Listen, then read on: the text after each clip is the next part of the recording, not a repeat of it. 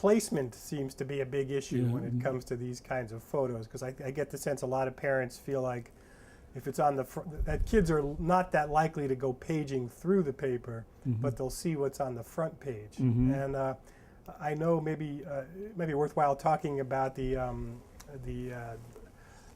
American soldier who was dragged through the streets in Mogadishu, because I remember reading that when that photo moved across the wires, that editors were having a meeting at the time, and they were quickly polled about how they would handle it. And I think about 1/3 said front page in color, 1/3 said, you know, black and white inside, and 1/3 said they wouldn't use it at all. And I always think about that as that sort of epitomizes, you know, what's sort of difficult about making ethical decisions is to have such a perfect split about how to handle a piece of news. So if you could talk about the background of that case and how you think that one should be handled. Yes, I'm in the group that think it should be run. There was a major local story at the time that dominated our front page. We did run it inside. I think that if it had been a normal day, we probably would have run it somewhere on the front.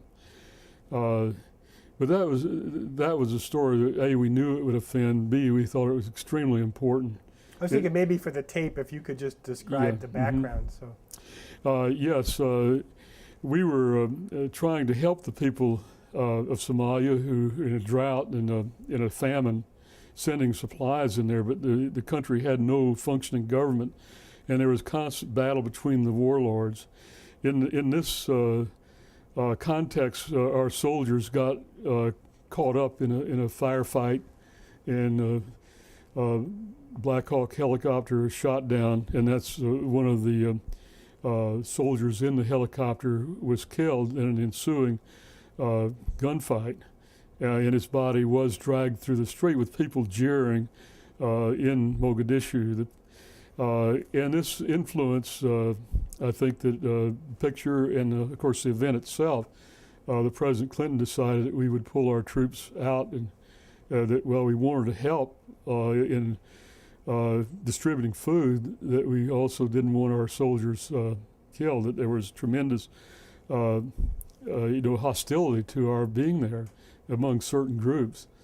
And so the fact that it was later shown to have influenced policy only, I think, reinforces our belief that we did the right thing in running the picture.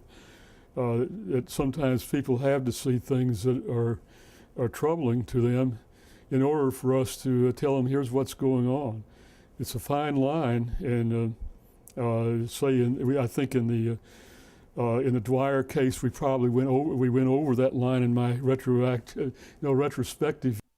In the Mogadishu case, I don't think we did.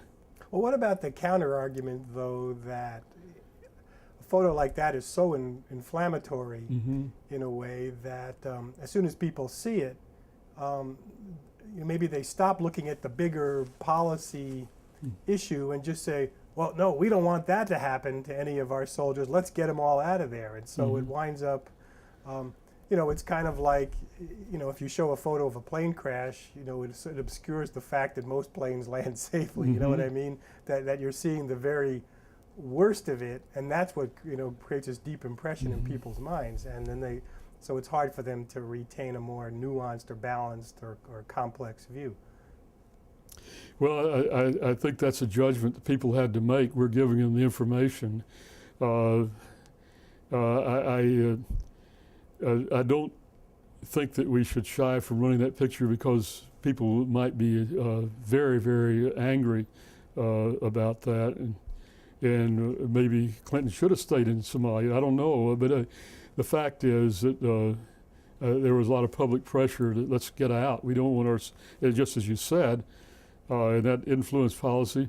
But I don't think that's manipulative on our part if we say, well, we're going to pull our punches because it may be a policy that we would not approve of. I think we have to be neutral on that and say that we give them the information, and the people decide ultimately what they want to do. So while we're on this subject, I was also thinking about the difference between local upsetting photographs and ones from far away. And one instance, in particular that epitomizes this issue is the Center Daily Times ran an accident photo several years ago. It was a Penn State student. She was crossing Garner Street at Beaver Avenue. She got hit by a bus. The photo was not graphic at all. You could just see her legs, and that was about it. The day before, they ran a really bloody photo from a suicide bombing in Jerusalem. And no uproar. The switchboard did not light up about the suicide bombing photo, and it did light up about the Penn State student photo. So what does that tell us about how people respond to the newspaper in terms of making decisions about those kinds of photos? Yeah, I remember that photograph of the school bus, and you could see rescue workers working over what presumably was the student's body. And I have shown it to my ethics classes at Penn State, and as an example of how a picture that's not particularly gory is still offensive because it's local. The point you made, it's absolutely true. Local, and Sherman Williams, the photo editor of the Milwaukee Journal Sentinel, speaks to that in my book about how that local does make a difference. That often people will know, the readers will know the person involved and will react personally to that. And I think that the point you made about there's a very gory picture from Jerusalem that attracted almost no reaction, and then there's a local picture, not gory, but symbolic. I mean, you can tell it's a tragedy that occurred, and it did attract a lot. So this is just one of the many factors I think that journalists have to consider in just making their decisions. And it goes into the first part of that two-step decision-making process is to what degree do you think people will be offended? Then you go on to the other questions. Do they really need to see this from a news point of view? Yeah. My view on the bus, if they had anticipated the kind of reaction they would get, there wasn't a whole lot of argument for using that picture. It just simply was not a remarkable picture under any circumstances. So is there a meaningful distinction to be made also between pictures that have to do with public policy issues and sort of a public tragedy versus a private one, that there are things we need to think about and decide when it comes to the photo from Somalia, as opposed to a car accident? There's no real public policy issue there.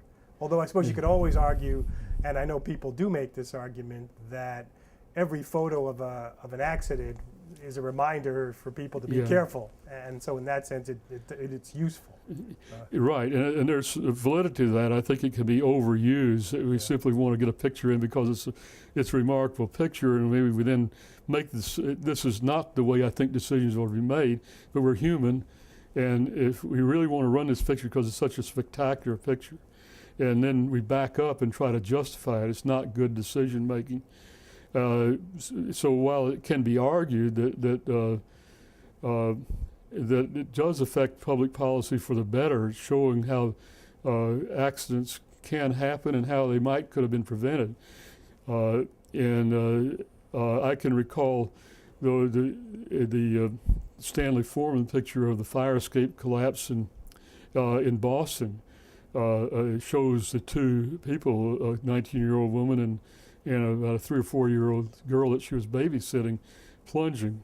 The woman was killed. The girl fell on top of her, and a lot of people, of course, objected to that. I think that the fact that it really showed the danger of fire escapes, in this case, had not been inspected in a long time, that we needed to tighten up the laws. In Boston, indeed, tighten it up, and other cities followed suit. So there is validity to that. But I would also say that, to answer another part of your question, that if something is private as opposed to a public person, an ordinary person involved in a tragic thing, that people are going to react very strongly. So local and private versus somewhere else in public are two distinctive factors that journalists need to learn to factor in making their determination of whether people will be offended or not. I can recall at the Enquirer we had a dramatic picture of a little girl who had been in a car wreck being extricated by the firefighters, a heroic thing, and she was alive. But that night she died, and our night crew was alert to check on her condition and get the fact that she died. But unfortunately, they should have reconsidered the photograph at the time. And we caught a lot of flack for running that picture because the girl died. If she had lived, I think people would have agreed this is a great picture. But since she died, in their view, and again, something we have to be concerned about is that this changes the situation. So these are things that the dramatic picture of the firefighter with the mangled and dead body of a child in Oklahoma City, defied all of those rules, except in most cases it was not local. I mean, say that we ran it in Philadelphia. People understood. I mean, we got virtually no complaints about running that picture. I do not see myself a hero in this thing, but the news desk was saying, but we're not going to run this picture. And I said, oh, we are. This is really a good picture, and it encapsulates the entire story right here. You can look at the fireman's face, just disgusted or forlorn that this happened, and he was not able to do anything. And so we occasionally there are situations like that. When I asked Sherman Williams at Milwaukee about that, and he said, yeah, so that the enormity of the thing, that people understood. Now, if it were just a single death, they would not have accepted that picture, in my opinion. So what about this? I got a complaint 1 year after Oklahoma City when we ran the same photo on the 1 year anniversary. And people said, the person who called, it's an interesting point, she said, I understand why it was important and newsworthy right when it happened, but why do we need to see it again a year later? Do you have a response to that? Yes, I think that that it ought to be a part of our process to think about what we do on anniversaries. If it's a local event, that the family is still here, and we had to consider the effect on that family of saying this notorious automobile accident, which say 5 kids were killed after the senior prom, that there are going to be 5 families that are going to be seared once again by this. I think that we had to be very careful on anniversary pictures and stories. And I can recall the second plane crashing into the tower on 9/11. Did they have to show it over and over and over that day? I mean, clearly that not everybody would have seen it live, but I think that they learned a lot from that. The television networks, that you don't show something like that over and over and over.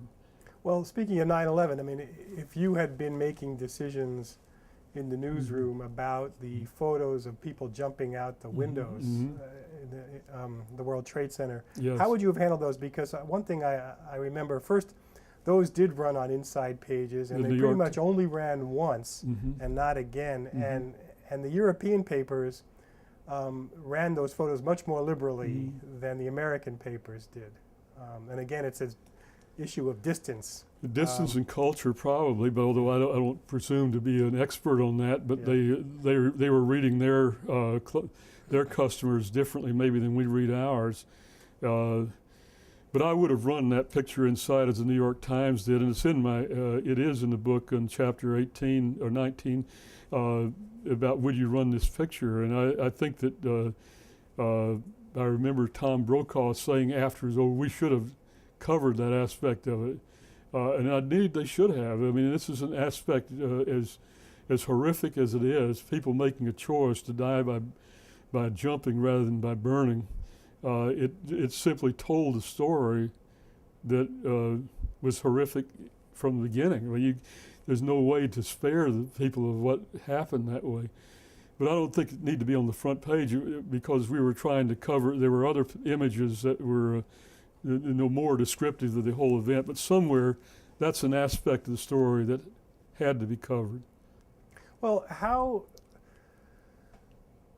much should we worry about the reactions of specific families to a tragic piece of news when we're trying to communicate with this mass audience? And I think of the recent controversy over the photo of the soldier killed in Iraq, where the AP went to the family to tell them that they were going to run this photo, and the family asked them not to, and they went ahead and ran it anyway. And then there's this debate why this photo is important. What do you think about that issue? Well, I think that sometimes we, not in a callous way, but we do disregard what the family said. I'll back up and say that, say you're a local paper the size of the Center Daily Times, and you want to we're a 1-year anniversary and show the car wreck that killed 5 local young people, that I think you do worry about the families a lot more than you would in this particular case, where I think that they were trying to let the family know that we're going to run the picture. In the process, they got the request, please don't run it, and they ultimately decided they would run it anyway. And I can see where they can make that decision, and I can see where it would be unpopular. But I think that sometimes that happens. Yeah. Well, maybe we should leave the world of photojournalism decisions. The Bud Dwyer case also calls to mind changing standards when it comes to covering suicides. How, in your experience, how has coverage of suicides changed, over the decades that you've been involved in the news business? And where do you think we are now? Yeah. Well, I think the suicide is a very difficult question, and it's on several levels. I think that I can flatly say that it's generally not a big story. That it's tragic, but it rarely is it made a big deal over. The Dwyer case, leaving aside the question about that particular picture, certainly met all the requirements for being an exception to the rule. It was public, it involved a public official, one who had been convicted. Everything said this is outside that normal restraint about suicide. And but so unless a person is extraordinarily important who's passing from this earth, it needs to be noted for its news value, and unless the suicide is public or both, generally suicide is not a story much at all. And so, but the question then comes up, I don't think you should glamorize the suicide if a person stands on a building for hours, draws a crowd, and then jumps.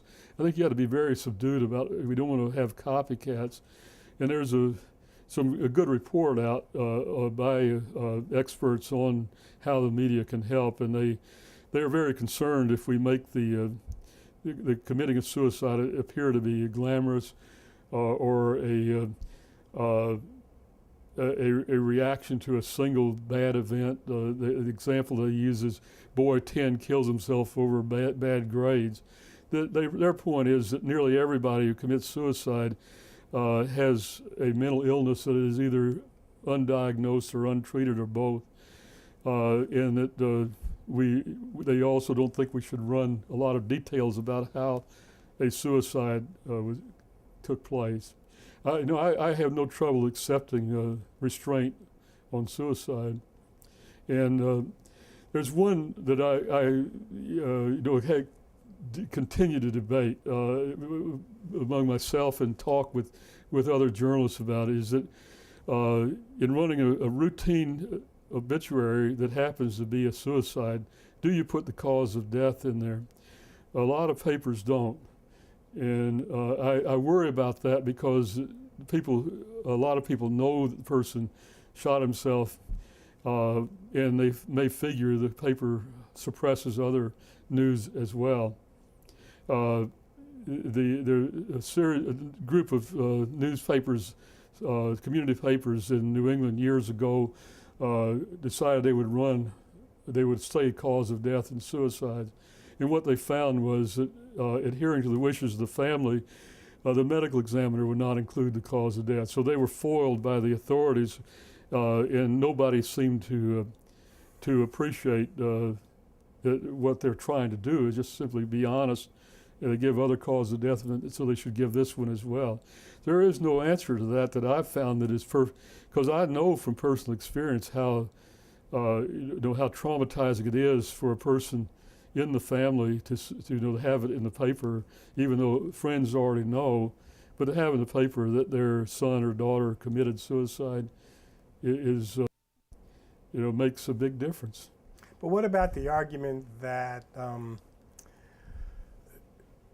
that not reporting suicide as cause of death kind of perpetuates the stigma in the same way that not reporting sex crimes, victims of sex crimes, perpetuates the stigma, and that conversely reporting that suicide is the cause of death promotes awareness and leads to may prevent suicides down the road. Yeah, well, the experts that I consulted in writing my book, they feel that we ought to write about the phenomenon of suicide, how to recognize warning signs, what to do about it if you think someone is close to you is suicidal, that we ought to write about the problem rather than about specific individuals. Again, this is causes us to kind of shift gears. It's not the usual way we think. We're focused on an event. But I think there's a lot of merit to that. And so what about sex crimes? I know, Michael Gartner famously argues that, we should break with the tradition of withholding the names of victims of sex crimes. Geneva Overholser has made that argument as well. How do you feel about that? Well, Geneva's paper in Des Moines Register Tribune won a Pulitzer Prize for telling the story of a woman who had been raped. But she gave her permission. It wouldn't have been written if she hadn't given her permission. And I think there are exceptions that most of us will make, that if the person involved, the victim, wants to go public, that we would not be bothered by reporting it. We're not going to deny it. Now, if the victim is underage and the parents are not, and that comes up in a case study in the book, I think you'd have to think twice about that. The parents may not be, they're not making the decision about themselves, but about another party, and they may not be aware of the effects of publicity that we in the business might be aware of. So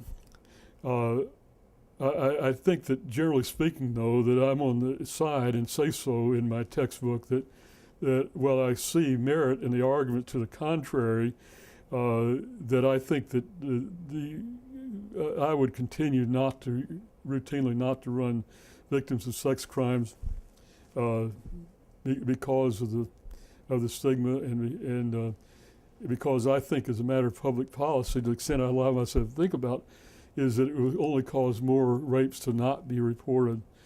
I think that is intuitive.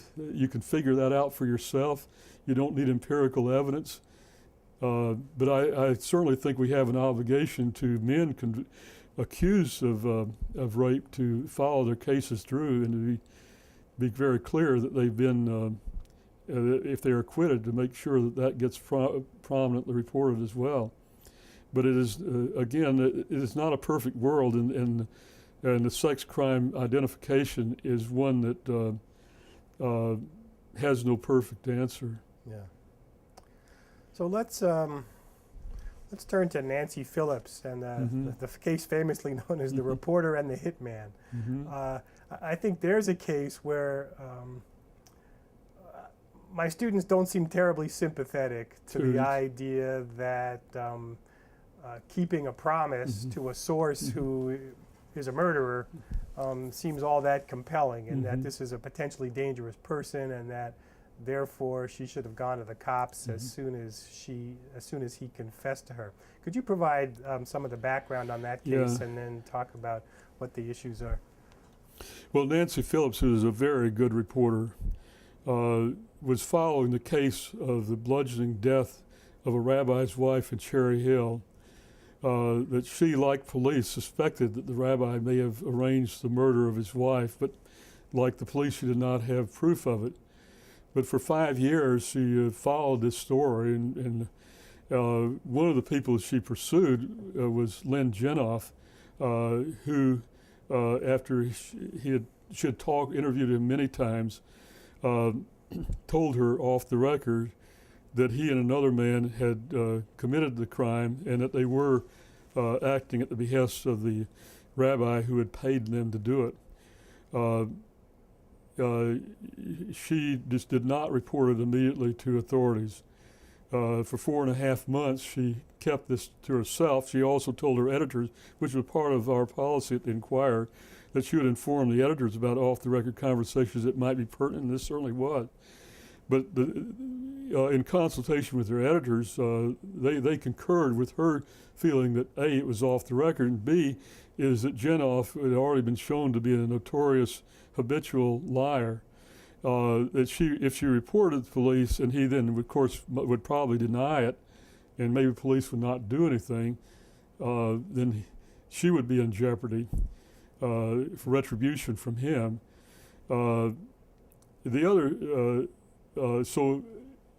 She then stepped out of her role as a reporter and actively lobbied him to go to authorities. She saw that as the only way really to solve the problem. She wanted authorities to know what she had, but she didn't feel that she could tell the authorities herself. So finally he relented, and then he also allowed her to tell the whole story. And she wrote a first-person story. She was now a participant in the story she had been covered, and explained everything from A to Z that had happened. And then she and her editor decided that she would never cover that story again. And I think all those decisions were right. But a lot of people feel, though, that as you mentioned, that she should have told authorities immediately. And I think that there's the dangers that I saw in that, quite aside from the fact that we want people to continue telling us things that they may or may not want to tell the police, that we are not an arm of police. We're not opposed to what police do, but we don't think it's our job to do their work for them, and that we should report on them independently. And part of that is being seen by everyone as our own people are acting independently. And I think the public is much better off because we're able to gather information like that. But it does present a situation like that. I think that there would have been an exception if he said, I'm going to kill the rabbi or somebody. But now we have a situation where a crime is about to be committed and she has information, and I think you've got to go to the police then. And I have not asked Nancy about that. I feel confident, though, she would agree.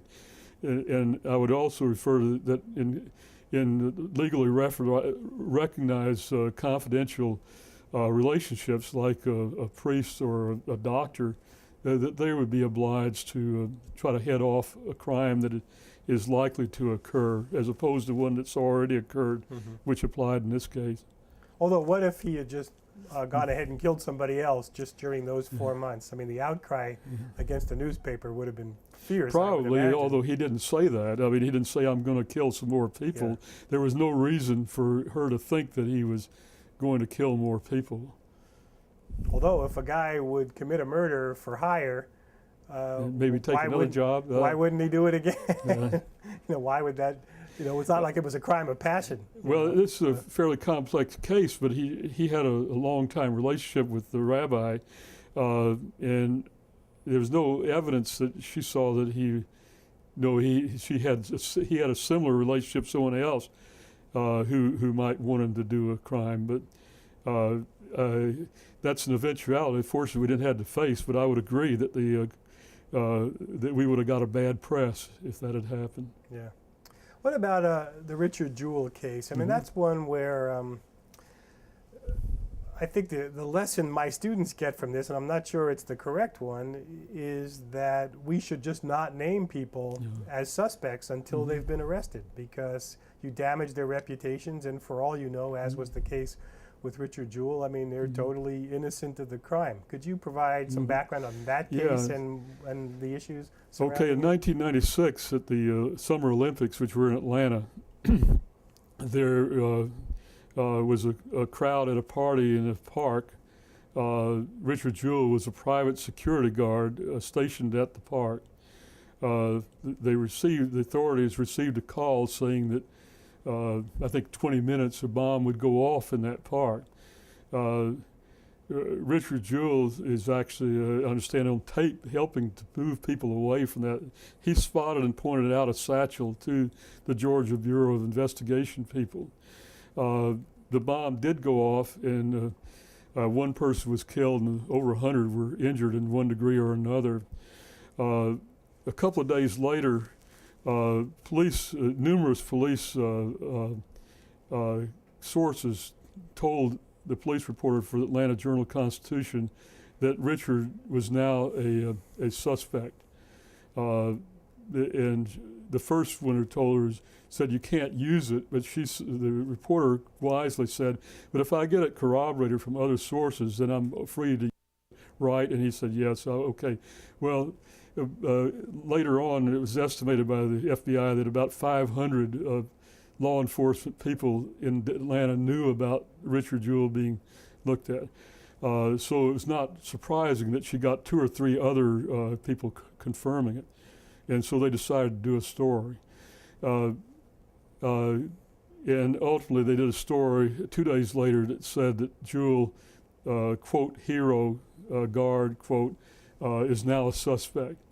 I admire the coverage of the Olympics by the Atlanta Journal-Constitution, and also the years running up to. They did a tremendous job, but they were under great pressure not to be scooped. And I think that they ran this maybe a day too early, but I don't disagree with their using it before Jewell was charged. He was never charged and ultimately cleared, and a bomber later was confessed to having done it and is now serving a life sentence. So Jewell, but he went through 3 months of hell because people thought that he did it. And of course, even after he was cleared by the FBI that fall, a lot of people still believed he did it. And Jewell, you and I went to a public appearance by Jewell here at Penn State, in which he told in a poignant way that he was sitting with his mother and they're watching Tom Brokaw, and Tom Brokaw is saying that I believe that they have enough on Jewell to arrest him right now, and Richard said his mother turned to him and believe that maybe he did it, and it's made quite an impact on all of us. But to consider whether we should ever run a story about a suspect who is not named, I think it's something you had to be very, very careful about. First thought ought to be you're harming this person if indeed the person is not guilty, as Jewell was not. And second is that and now we get into area of law, is it could be libelous. So you want to protect yourself, and you certainly ought to protect innocent people. But there are going to be rare occasions where there's a high-profile case and where it is quite evident that someone is a suspect, and that you would only be putting your head in the sand if you said that you pretend that the person has not been identified. Right, like O.J. Simpson, for example. Yeah, so the next day, the FBI with a search warrant searches his home, and that's a public spectacle. And I think that you would have a story then, no matter what.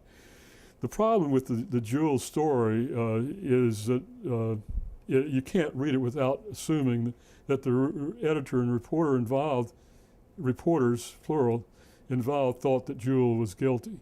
And that's something we should not do. The story never says Jewell is not charged. The story never says that police have not produced any physical evidence to link him to the crime. There are innumerable other passages in the story that reveal a bias in saying that the police have now got the right man. They say that Jewell is a former deputy sheriff at such a county in Georgia, where he had bomb training, And I tell my students, well, he probably also had first aid training. Why they don't mention that? Well, the answer is they want to connect the dots. And say these are good journalists, but they, in my view, and I'm from a standpoint of retrospect, I'd say they made a number of mistakes in that story. So the problem, in my opinion, was not naming Jewel, perhaps naming the day before they should, but certainly in not being careful to point out the arguments against him being the guy too. So my students are also very protective of people's privacy Mm-hmm. in general, and I think they think that reporters are routinely poking their noses Mm-hmm. where they don't belong, and they don't see what the compelling public interest is in Mm-hmm. knowing the details of people's private lives. And this brings us to the Arthur Ashe case, Mm-hmm. which I've been teaching that case for 12 years Yeah. now, and I still think that's really a hard one. Mm-hmm. So I was wondering if you could talk about that one and what the issues are and where you come down on that case. Mm-hmm. Maybe Yeah, you'll convince me one way or the other at last after all this time. I don't know if I can do that. But yeah, I included that in the book, even though it's a dated case study, because I think it's a classic. It's a classic. And it's, as you say, that we still battle over it. And I had an opportunity to correspond, email back and forth with two of the editors involved, Peter Pritchard, who was the editor of USA Today, and Gene Polizinski, who was AME assistant managing editor for sports, who made the decisions. And they feel that they made it very clear to Ashe that while they think it's a story, they would not republish it unless they got it from an authoritative source. And the authoritative source would be someone in his family or his doctors. If Ashe nevertheless went public, and he may have, I mean, it's only speculation now, that he may have felt that, well, USA Today has set very high standards that I don't think my doctor or my wife are going to tell the USA Today. But the next paper, this just shows that it's now being talked about, and it's a matter of time until somebody breaks the story. So I think USA Today had certain standards that for their source, and they probably would not have broken the story first, even though they wanted to. But we go back then, should we want to?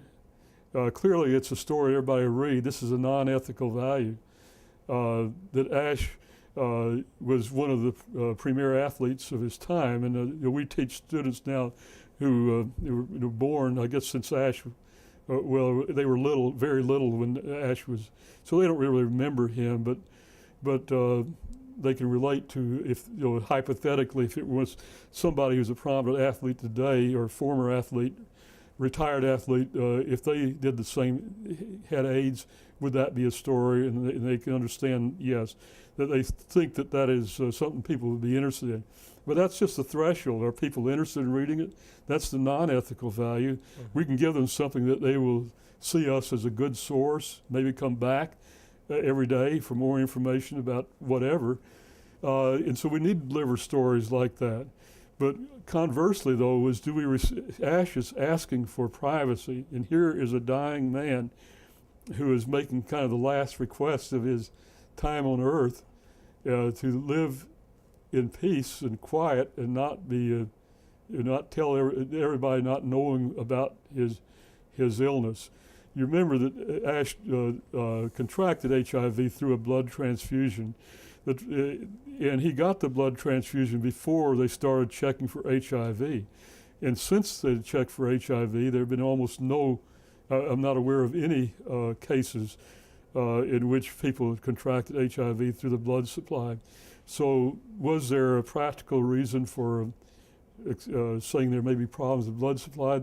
That seemed to me that you lead readers down the wrong path.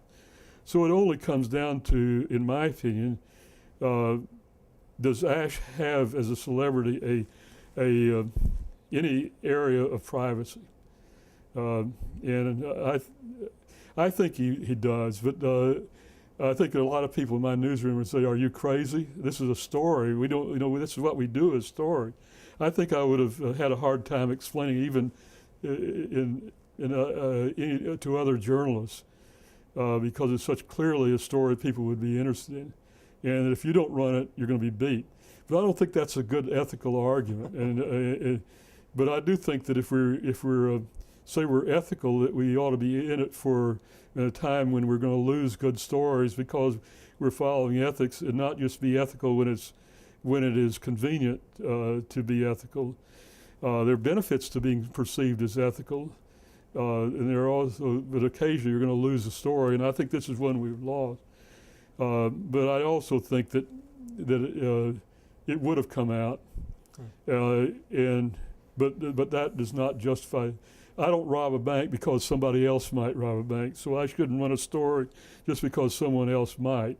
What we talk in class is this lowering yourself to your least ethical competitor, making that your standard in this case, and that can't be defended on logical, ethical grounds. I would not have run it, and Peter Pritchard points out, absolutely right, it seems almost quaint now that we were discussing this in the era of the internet and blogs, such as Sarah Palin's daughter being pregnant, coming out almost, a couple of days after she becomes the vice presidential nominee. That whether we like it or not, if we decide the public doesn't need to know this, we honor Arthur's request, that it'll come out a lot sooner. But yeah. I think we still owe it to our readers to try to be responsible. And in the book, there's a point of view about how the internet does these things. But if you read what you see in the blogs about Sarah Palin's daughter and what you read in newspapers and hear on broadcast and see on broadcast, there is on our side, the mainstream media, responsibility in sticking to facts and not speculating. And so there's a difference.